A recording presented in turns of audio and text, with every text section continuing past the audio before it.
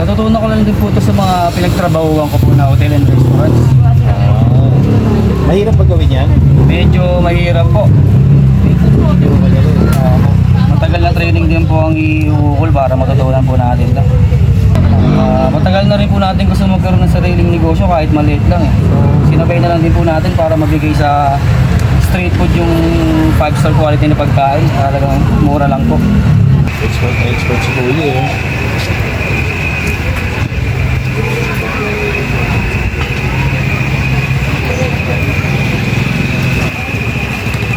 Na kailangan frozen pa talaga siya. Yes po.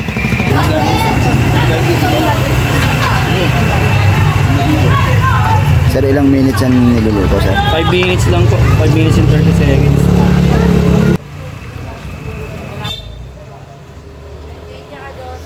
Ilan yan, te?